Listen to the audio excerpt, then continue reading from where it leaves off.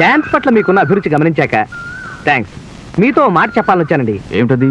మా ఊరి టెంట్ హాల్లో ఓ బ్రహ్మాండమైన కళాఖండం ఆడుతుంది.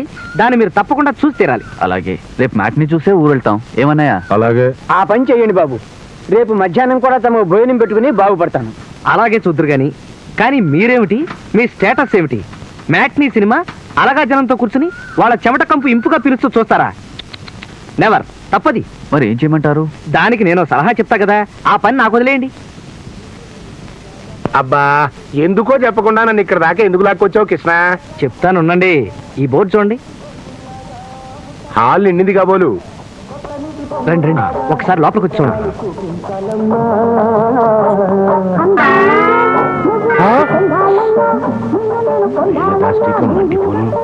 ముగ్గురే కూర్చుని సినిమా చూస్తున్నారా? ఆ ముగ్గురు సినిమా హౌస్ఫుల్ అయితే ఎంత డబ్బు వస్తుందో అంత డబ్బు కట్టి మరీ సినిమా చూస్తున్నారండి. ఇది ఎక్కడ అన్యాయం అయ్యా? ఆ మాటే నేను అంటే, ఇది మాకు అలవాటే అన్నారండి. పైగా వాళ్ళ ఊళ్ళో కూడా ఇలాగే వారానికి 3-4 సినిమాలు చూస్తారట. ఆ బండ వెధవ అరగుండు వెధవ, అర క్షణంలో ఈ సున్నం ఆ డబ్బాలోకి ఎత్తకపోయావంటే నీ బొగిలో సున్నం లేకుండా తంతారు. ఎత్తో. ఆ బండ వెధవలకి బక్కపీరికి పిచ్చా ఏమిటయ్యా? పిచ్చి కాదు గాని చేదస్తం అనుకుంటానండి. ఒక్కొక్క సినిమాకి 1500 రూపాయలు చొప్పున వారానికి 4 వేసుకోండి. 6000. నెలకి 24,000. సంవత్సరానికి అమ్మో అమ్మో 2,88,000 అయ్యా. అక్కడికి 3 లక్షలు సినిమాలకే అయిపోయిందా? ఏమపోతే ఆ బండ వెధవల తిండికి ఏడాదికి 7 లక్షలన్నా కాకపోదు.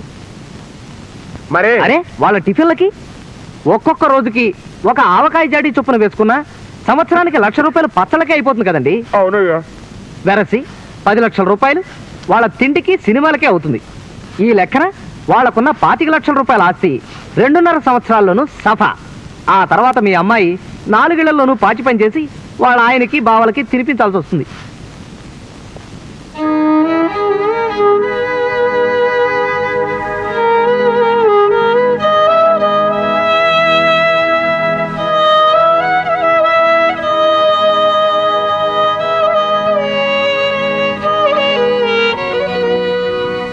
వద్దు, ఈ సంబంధం నాకు వద్దు. వద్దు గాక వద్దు.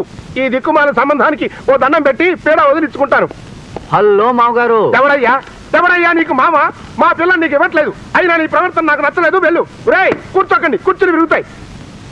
లక్ష్మీపతి గారు, లక్ష్మీపతి గారు, ఏమిటండి ఇది? మీకేమైనా మర్యాదగా ఉందా? పొద్దున్న వరకు పెళ్లి ఖాయమన్నారు.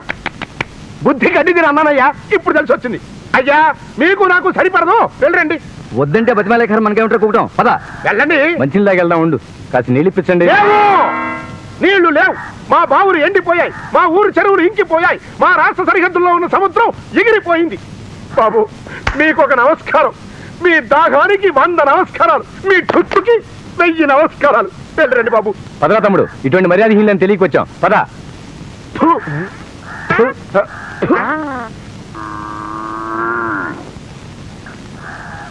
నా కూతురు బతుకు సర్వనాశనం కాకుండా కాపాడావు. నీ మేలు మర్చిపోలేనయ్యా కృష్ణమూర్తి.